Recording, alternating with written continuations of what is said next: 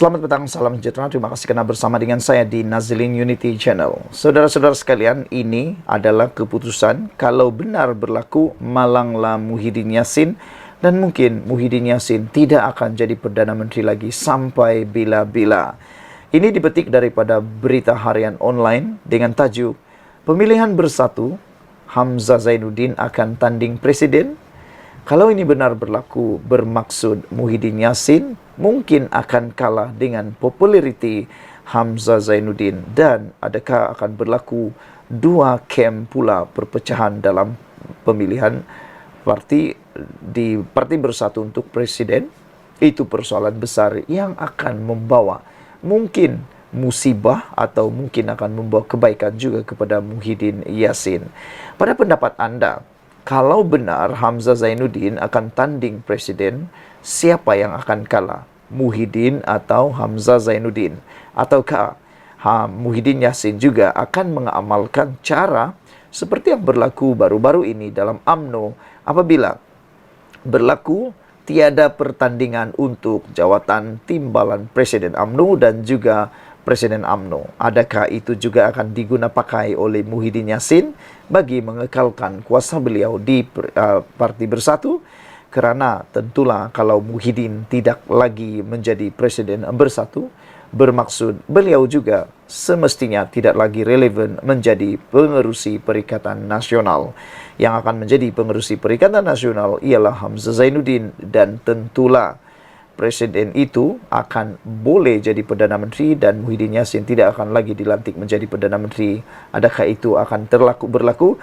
Memandangkan waktu ini juga, kalau kita lihat, Ketua Blok Pembangkang ialah Hamzah Zainuddin, yang sepatutnya kebiasaannya yang akan menjadi Ketua Blok Pembangkang ialah Presiden kepada mana-mana parti politik ataupun pengerusi kepada mana-mana parti politik. Namun yang berlaku sebaliknya, yaitu Hamzah Zainuddin pula yang menjadi Ketua Pembangkang di Parlimen. Setiausaha Agung Bersatu Datuk Seri Hamzah Zainuddin antara disebut sebagai pencabar utama jawatan tertinggi parti itu. Sekiranya Tan Sri Muhyiddin Yassin selaku Presiden memutuskan untuk tidak bertanding pada pemilihan akan datang, sumber Bersatu berkata Muhyiddin berkemungkinan berundur daripada bertanding sebarang jawatan, dan hasratnya itu juga sudah lama dimaklumkan kepada kepimpinan parti. Adakah ini hanya acah-acah belaka? Kerana kita pun pernah lihat acah-acah daripada pemimpin-pemimpin parti politik yang konon nak berhenti politik, seperti Mahathir dah mau bersalah tiba-tiba muncul lagi. Begitu juga dengan Azmin Ali, acah-acah nak berehat politik, akhirnya tanding juga dalam pertandingan pilihan raya baru-baru ini. Tan Sri Muhyiddin Yassin mungkin akan undur diri dan menjadi penasihat kepada parti, kata sumber itu, seperti dipetik FMT. Spekulasi perselisihan Muhyiddin Hamzah adalah laporan berniat jahat menjelang PRN, kata Faizal Azumu lagi. Saudara-saudara sekalian, apabila berlaku pertandingan seperti ini, dalam satu laporan pada 21 Jun 2023, dipetik daripada BH Online, spekulasi perselisihan Muhyiddin Hamzah Zainuddin adalah laporan berniat jahat menjelang PRN, kata Faizal Azumu. Adakah ini adalah akan merentetan ataupun ada rentetan peristiwanya dalam pemilihan Parti Bersatu nanti?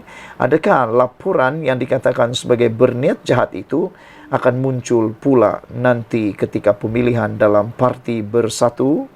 Tiada sebarang krisis dalaman di antara pemimpin parti, terutama Presidennya Tan Sri Muhyiddin Yassin dengan Setiausaha Agung Parti Datuk Seri Hamzah Zainuddin, kata Timbalan Presiden Bersatu Datuk Seri Ahmad Faizal Azumu. Beliau menyifatkan dakwaan yang memetik sumber itu sebagai satu laporan yang berniat jahat. Saudara-saudara sekalian, yang lebih menarik lagi ialah apabila sumber berkata Hamzah yang juga ahli Parlimen Larut mempunyai sokongan cukup yang kuat dalam kalangan ahli Bersatu untuk memimpin parti berkenan. Selain Hamzah, Timbalan Presiden Datuk Seri Ahmad Faizal Azumu pula berkata dijangka beliau akan mempertahankan jawatan nombor 2 parti kerana tidak mempunyai pengaruh kuat untuk mencabar Hamzah Zainuddin. Ahmad Faizal Azumu dijangka mempertahankan jawatan timbalan presiden, tetapi kalau pergi lebih, yaitu bertanding presiden, memang itu akan memakan diri sendiri kerana reputasi beliau dalam parti jatuh merudum selepas memimpin Perikatan Nasional di Negeri Sembilan. Hamzah pula sebaliknya, kredibiliti beliau terbukti dengan memegang pelbagai jawatan, antaranya Ahli Parlimen Larut, Ketua Pembangkang di Dewan Rakyat, dan Setiausaha Agung Bersatu serta Perikatan Nasional. Memang laluan mudah untuk Hamzah menang tanpa bertanding, katanya lagi. Pada Mei lalu, pemilihan Majlis Pemimpin Tertinggi MPT Bersatu ditangguhkan sehingga 18 bulan bagi memberi ruang untuk menghadapi pilihan raya negeri PRN. Bagaimanapun, penangguhan itu tidak termasuk pemilihan peringkat cawangan. Sumber sama memaklumkan berdasarkan perlembagaan parti, mana-mana ahli yang berhasrat untuk bertanding jawatan top 5 atau kedudukan 5 tertinggi parti mesti menganggotai MPT sekurang-kurangnya 2 penggal penuh. Boleh bilang dengan jari siapa MPT yang sudah 2 penggal. Hamzah Zainuddin, Ahmad Faizal Azumu, Datuk Wan Saifal Wanjan, Datuk Seri Dr. Ronald Kiandi, Rosul Wahid, dan Razijidin, kata sumber itu. Ditanya mengenai Datuk Seri Muhammad Azmin Ali, sumber itu berkata, bekas Menteri Besar Selangor itu tidak layak untuk bertanding kerana hanya dilantik ke jawatan MPT dan bukannya melalui pemilihan parti. Namun, katanya, keadaan itu boleh berubah sekiranya perlembagaan parti dipindah untuk membolehkan mana-mana ahli bersatu bertanding jawatan lebih tinggi. Sementara itu, Ketua Penerangan Bersatu Datuk Razali Idris ketika dihubungi berkata, pemilihan akan dimuktamadkan pada mesyuarat pimpinan parti yang akan diadakan selepas PRK di Johor selesai. Tangguh 18 bulan maksimum, tapi kalau kita sempat selesai awal, masalah sikit-sikit mengenai pindahan perlembagaan kita akan buat lebih awal, kata beliau lagi. Kita tengah susun cawangan bahagian. Kita ada nak ubah peraturan sikit, pindah sikit untuk pemilihan, kata beliau lagi. Apabila beliau berkata seperti ini, adakah Azmin Ali akan mencabar jawatan presiden itu? Kerana ketika bersama dengan PKR dahulu, Azmin Ali tidak menjadi presiden, tak sabar jadi presiden, keluar parti Perikatan parti PKR, akhirnya masuk dalam parti Bersatu, dan kali ini adakah Azmin Ali akan mencabar Hamzah Zainuddin? Sekian dulu untuk kali ini. Jangan lupa tinggalkan komen anda, tekan butang subscribe. Kita jumpa lagi. Bye-bye. Selamat petang, salam sejahtera. Terima kasih kerana bersama dengan saya di Nazilin Unity Channel. Zahid masih disiasat SPRM? Ini jawapan Azam Baki. Zahid masih disiasat SPRM?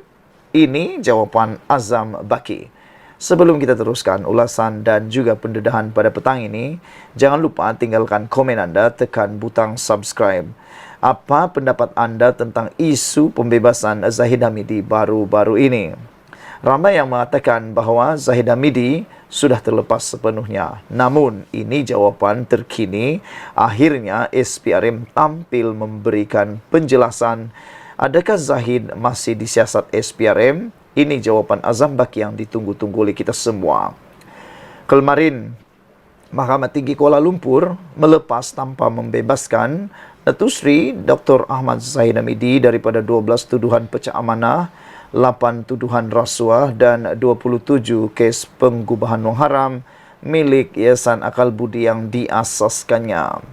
Pejabat Peguam Negara kemudian menjelaskan permohonan untuk melepas tanpa membebaskan ahli Parlimen Bagan Datuk itu daripada keseluruhan 47 tuduhan itu dibuat berdasarkan alasan yang dikemukakan dan diterima oleh mahkamah dan ditafsirkan atau disifatkan oleh Hakim Datuk Colin Lawrence Sequeira sebagai kukuh. Pihak pendakwaan juga berpendapat amat penting untuknya serta Suruhanjaya Pencegahan Rasuah SPRM meneliti dan menyiasat dakwaan timbalan Perdana Menteri yang juga Menteri Kemajuan Desa dan Wilayah itu bahawa beliau menjadi mangsa pendakwaan terpilih oleh kerajaan terdahulu. Ketua Pesuruhjaya SPRM Tan Sri Azam Baki ketika ditemui media pada persidangan penyelidikan Governance, Integriti dan Anti Rasuah Peringkat Kebangsaan kali kedua di sini hari ini. Ditanya mengenai tindakan lanjut pihaknya dalam kes Zahid Hamidi. Beliau juga ditanya pemberita sejauh mana agensi itu akan menjalankan siasatan setelah Mahkamah Tinggi membebaskan Ahmad Zahid Hamidi daripada 47 pertuduhan pecah amanah, rasuah dan pengubahan wang haram dana Yayasan Akal Budi. Itu saya tak pasti. Saya serahkan kepada pegawai saya untuk siasat. Saya juga fikir apa yang diperjelaskan di mahkamah, dikemukakan oleh pihak pendakwaan itu adalah jawabnya ringkas. Pada prosiding Isnin lalu, pihak pendakwaan mengemukakan 11 alasan ketika memohon kepada mahkamah untuk memberhentikan prosiding kerana berhasrat menyiasat kes itu dengan lebih mendalam. Mahkamah Tinggi bagaimanapun menolak permohonan pihak pembelaan untuk membebaskan sepenuhnya Ahmad Zahid Hamidi atas beberapa alasan diberikan oleh pihak pendakwaan. Ia termasuk terdapat keperluan menyiasat tuduhan dengan lebih lanjut dan alasan penubuhan RCI bagi menyiasat kandungan buku My Story Justice in the Wilderness oleh bekas Peguam Negara Tan Sri Tommy Thomas, terutama berkait dakwaan ada pendakwaan terpilih. Saudara-saudara sekalian, ini juga menjadi alasan Peguam Negara membebaskan Zahid Hamidi. Permohonan Jabatan Peguam Negara untuk melepas tanpa membebaskan Datuk Seri Ahmad Zahid Hamidi daripada 47 pertuduhan pecah amanah, rasuah dan pengubahan wang haram dana Yayasan Akal Budi yang diasaskannya dibuat berdasarkan alasan yang dikemukakan dan diterima oleh mahkamah. Jabatan Peguam Negara menerusi kenyataan hari ini memaklumkan Hakim Datuk Collins Lawrence Korea yang membuat keputusan terbabit sudah menyatakan alasan dikemukakan pihak pendakwaan adalah kukuh. Menurut kepada laporan media bahawa tindakan Peguam Negara untuk tidak meneruskan pertuduhan terhadap Ahmad Zahid Hamidi sebagai tidak bermoral, jabatan ini ingin menegaskan permohonan untuk melepas tanpa membebaskan dibuat kepada mahkamah berdasarkan kepada alasan-alasan yang dikemuka dan telah pun diterima oleh mahkamah. Semasa membuat keputusan tersebut, Hakim menyatakan alasan-alasan yang dikemukakan oleh pihak pendakwaan adalah kukuh, katanya. Semalam, Mahkamah Tinggi Kuala Lumpur melepaskan tanpa membebaskan timbalan Perdana Menteri itu daripada 47 tuduhan pecah amanah, rasuah, pengubahan wang haram dana Yayasan Akal Budi yang diasaskannya. Hakim Datuk Colin Lawrence Sequeira melepas tanpa membebaskan Ahmad Zahid Hamidi selepas membenarkan permohonan timbalan pendakwa raya Datuk Muhammad Dusuki Mukhtar yang memaklumkan bahawa Jabatan Peguam Negara ingin memberhentikan semua prosiding terhadap Ahmad Zahid pada peringkat ini. Pihak pendakwaan mengemukakan 11 alasan ketika memohon kepada mahkamah. Sekian dulu untuk kali ini. Jangan lupa tinggalkan komen anda, tekan butang subscribe. Kita jumpa lagi. Bye-bye. Selamat petang, salam sejahtera. Terima kasih kerana bersama dengan saya di Nazilin Unity Channel. Ini adalah pendedahan dan ini adalah fakta yang anda tunggu-tunggu yang pastinya anda akan sebarkan untuk menolong Anwar Ibrahim bagi menepis tanggapan dan penyebaran kononnya kes Zahid Hamidi dilepaskan kerana kononnya ada campur tangan daripada Anwar Ibrahim. Ini ialah penjelasannya. Anwar yang terbaru telah menafikan terlibat kes gugur Zahid Hamidi ataupun terlibat gugur kes Zahid Hamidi. Macamlah Perdana Menteri tak ada kerja lain. Saudara-saudara sekalian, sebelum kita teruskan ulasan pada petang ini, jangan lupa tinggalkan komen anda, tekan butang subscribe, itu percuma dan anda tak perlu bayar apa-apa. Saudara-saudara sekalian, pembebasan Zahid Hamidi daripada kes beliau baru-baru ini menjadi kontroversi kerana para penyokong Perikatan Nasional menuduh kononnya Anwar Ibrahim terlibat di dalam campur tangan menggugurkan kes tersebut. Namun demikian, Saifuddin Nasir Ismail telah pun tampil memberikan penjelasan yang luar biasa. Beliau kata, Pembebasan Zahid Hamidi sama seperti pembebasan Muhyiddin Yassin. Kata beliau, kalau Muhyiddin Yassin pun dapat hak untuk pembebasan, kenapa ketika Zahid Hamidi dilepaskan, ramai pula walaun yang bising. Kalau Muhyiddin dilepaskan, mereka gembira. Tapi Zahid Hamidi dilepaskan oleh mahkamah, mereka tak gembira, kata beliau. Bukankah itu perkara yang sama? Hak yang sama, kemenangan yang sama, dibebaskan oleh mahkamah yang sama. Bukankah perkara itu adalah perkara yang normal dan harus diraikan, harus dihormati keputusan mahkamah tersebut? Siapa mereka yang tidak menyetujui kes Zahid Hamidi tersebut? Selain daripada itu, yang menyedihkan lagi ialah ramai antara yang bercakap banyak ini, yang bercakap tak puas hati dengan pembebasan, pengguguran tanpa dibebaskan kes Zahid Hamidi ini. Mereka tak puas hati, tapi bila ditanya, dah bacakah fakta, dah bacakah laporan, dah bacakah kes mengapa Zahid Hamidi digugurkan itu, mereka tak pernah baca. Mereka hanya dengar-dengar cakap orang yang juga tak tahu apa-apa.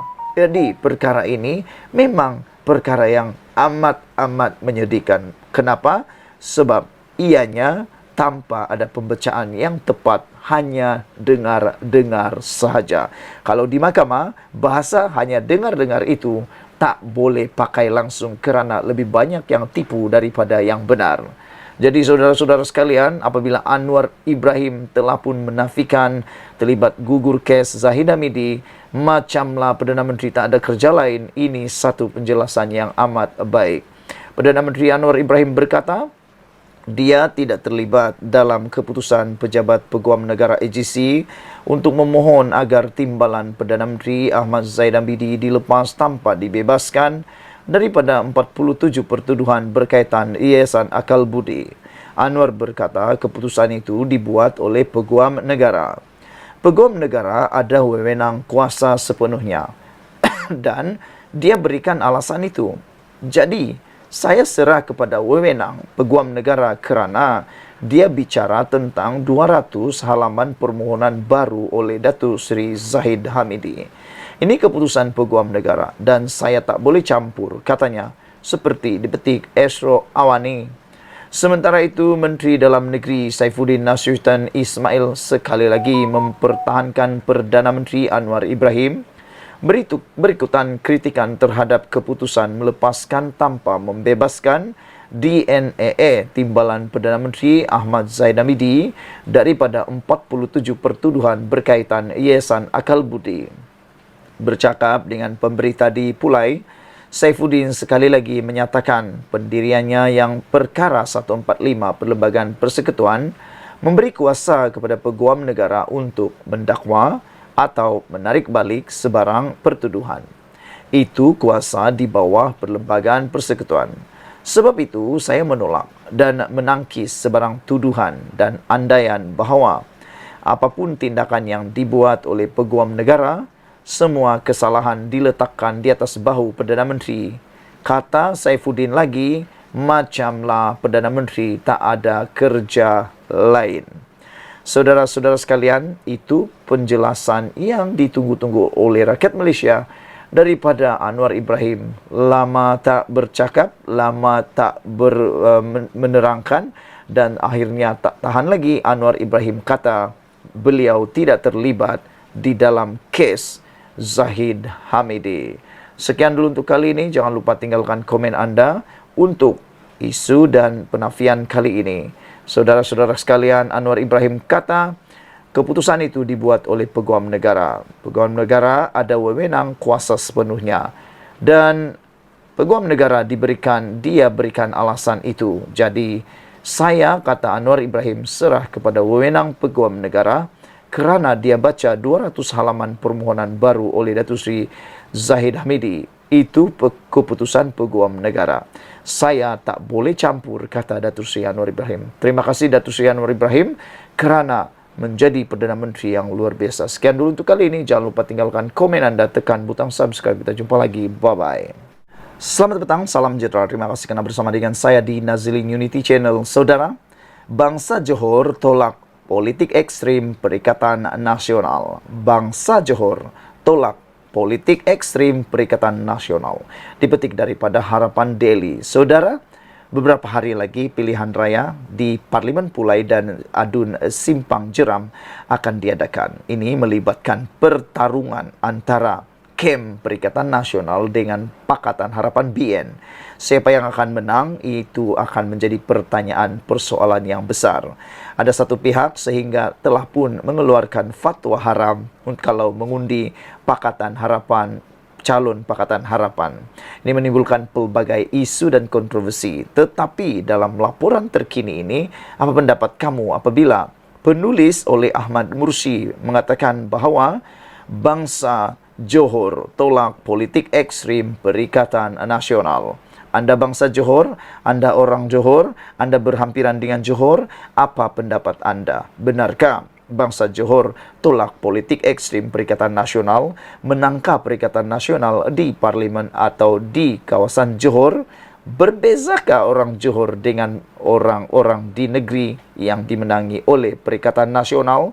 Itu persoalan-persoalan besar yang ditimbulkan oleh netizen dan penganalisis serta pemerhati politik. Haram undi Suhaizan, kata Muhyiddin. Itu cara dia perkenal politik takfiri kepada bangsa Johor yang dulu dia kata PAS, parti ajaran sesat. Mendengar ceramah PAS PN, masyarakat tidak jadi lebih rahmah sesama sendiri selain disulam fitnah.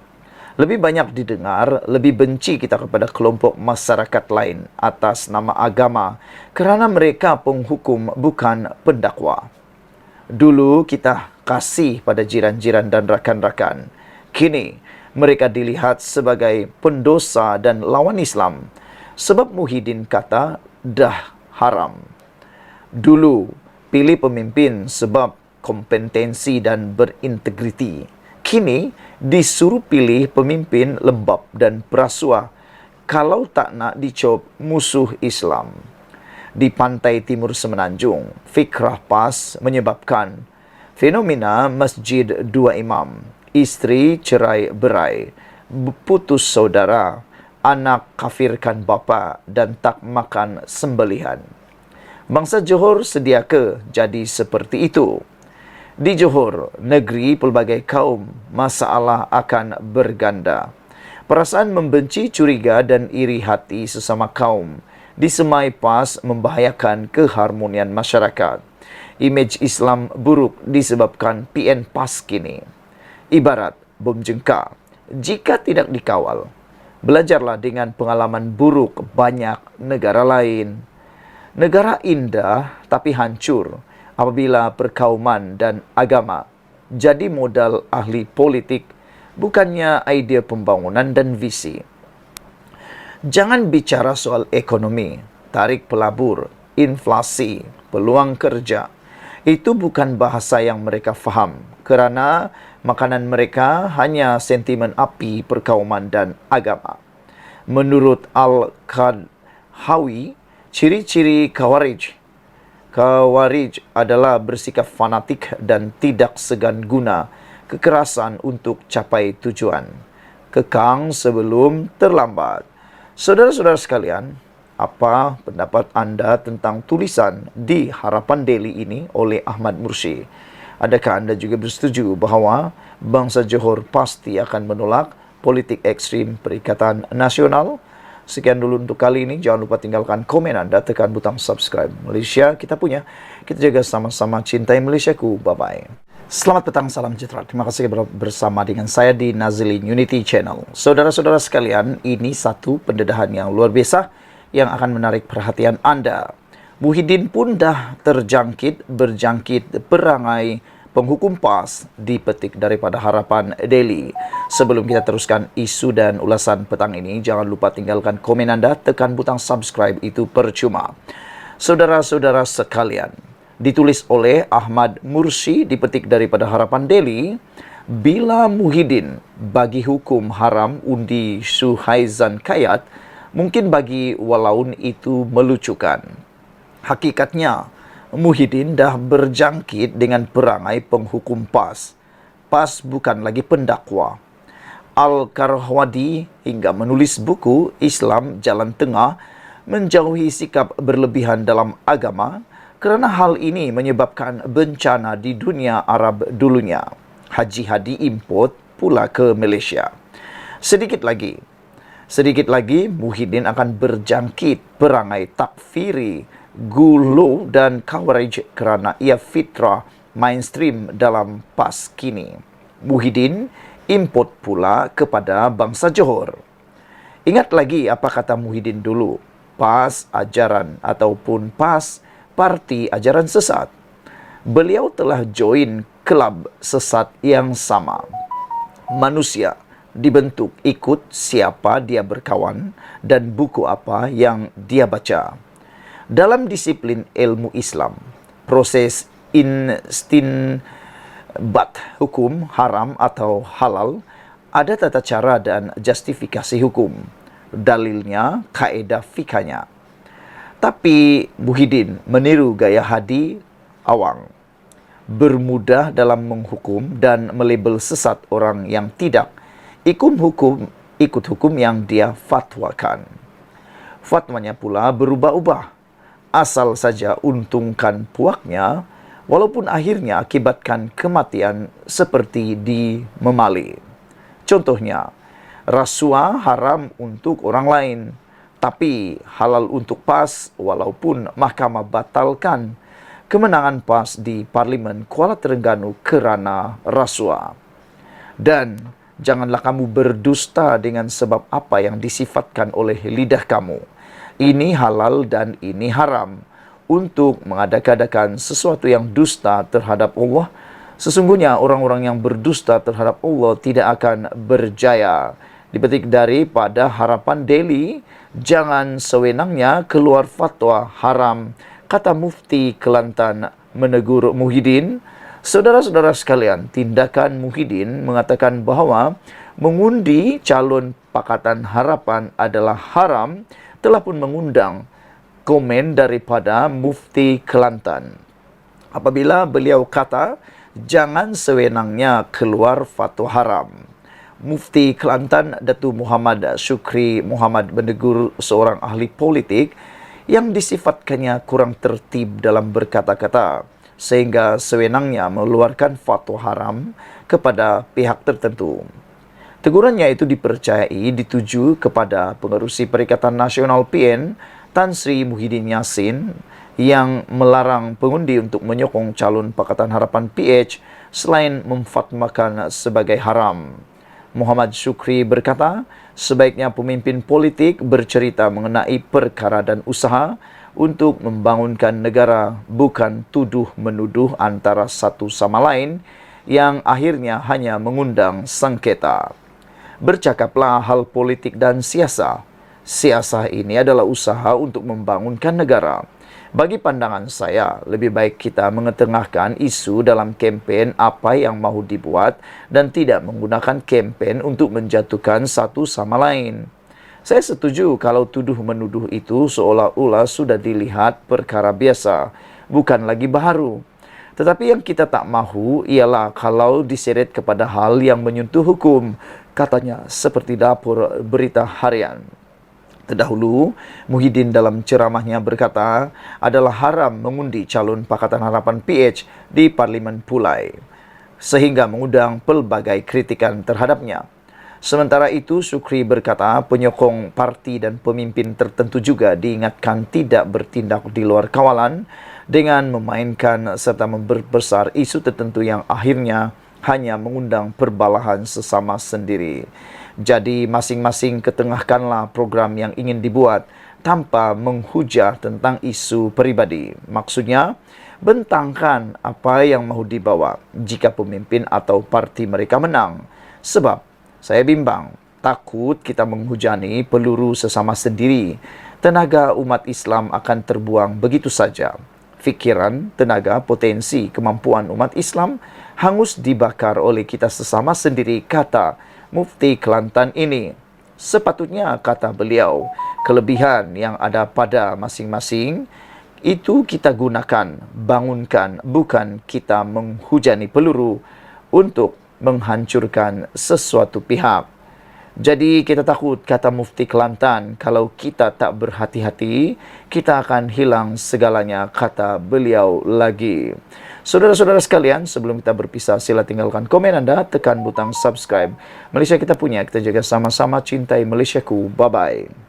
Selamat petang, salam sejahtera. Terima kasih kerana bersama dengan saya di Nazilin Unity Channel. Saudara, kalau ada orang yang mempersoalkan keputusan mahkamah melepas tanpa membebaskan Zahid Hamidi kemarin, dan itu terutamanya daripada parti pembangkang, ini jawapan muktamad daripada Saifuddin Nurchezon Ismail. Beliau mengatakan dalam mykmu.net, mahkamah lepaskan Zahid sama macam pembebasan Muhyiddin. Kalau selama ini apabila Muhyiddin dilepaskan dan dibebaskan daripada pertuduhan beliau baru-baru ini di mahkamah, semua pemimpin politik di Perikatan Nasional, semua penyokong Perikatan Nasional gembira. Mereka kata itu keadilan, itulah kemenangan. Tapi kenapa apabila Zahid pula dilepaskan tapi tidak dibebaskan? Itu pula menjadi persoalan. Mereka kata kerajaan campur tangan dan sebagainya. Mereka pula kata tak gembira. Tetapi UMNO pastinya, akar umbi UMNO bersama pemimpin UMNO gembira. Jadi tepatlah seperti yang dikatakan oleh Saifuddin Nurchezon ini apabila beliau kata mahkamah melepaskan Zahid sama macam pembebasan Muhyiddin. Jadi bukan semua orang suka, tapi orang juga ada yang suka. Begitu jugalah dengan Muhyiddin pada waktu dia dibebaskan. Perintah untuk melepas tanpa membebaskan tuduhan DNA yang diberikan kepada Presiden UMNO Ahmad Zahid Hamidi berhubung kes rasuah membabitkan jutaan ringgit daripada Yayasan Akal Budi merupakan keputusan mahkamah, kata Menteri Dalam Negeri Nurchezon Ismail. Saifuddin pada sidang akbar hari ini berkata, ia proses yang wajar di mahkamah, sama seperti bagaimana Mahkamah Tinggi Kuala Lumpur membebaskan bekas Perdana Menteri Muhyiddin Yassin daripada pertuduhan salah guna kuasa pada 15 Ogos lalu. Keputusan dibuat mahkamah due process. Seperti beberapa minggu lepas, mahkamah juga bebaskan Presiden Bersatu Muhyiddin Yassin. Jadi kalau hari ini mahkamah buat keputusan yang sama, maka itulah keputusan mahkamah. Saya tak mau buat andaian lebih daripada itu. Jauh daripada nak menjangkakan kesan keputusan mahkamah kepada keputusan pilihan raya. Katanya, selepas merasmikan Baitul Mahabah, Jabatan Immigration Malaysia di Kompleks Kediaman Kaki Tangan Awam KKKA dinilai Negeri 9 hari ini. Dia menjawab soalan berhubung Zahid dilepaskan daripada kesemua 47 pertuduhan Mahkamah Tinggi dan kesannya terhadap pilihan raya kecil Pulai dan Simpang Jeram di Johor. Saudara-saudara sekalian, ada orang menjangkakan kononnya Zahid Hamidi pembebasan itu akan menyebabkan kemenangan kepada Perikatan Nasional. Saya menjangkakan itu tidak akan berlaku. Bahkan dengan pembebasan Zahid Hamidi ini akan membawa kemenangan yang sangat besar kepada Parti Gabungan Pakatan Harapan dan Barisan Nasional. Ini akan menjadi mimpi ngeri kepada Gabungan Perikatan Nasional dan Perikatan Nasional, kerana dengan kemenangan itu akan membangkitkan semula kuasa UMNO dan seterusnya membangkitkan semula kekuatan UMNO. Sekian dulu untuk kali ini. Jangan lupa tinggalkan komen Anda, tekan butang subscribe. Malaysia kita punya, kita jaga sama-sama, cintai Malaysiaku. Bye-bye.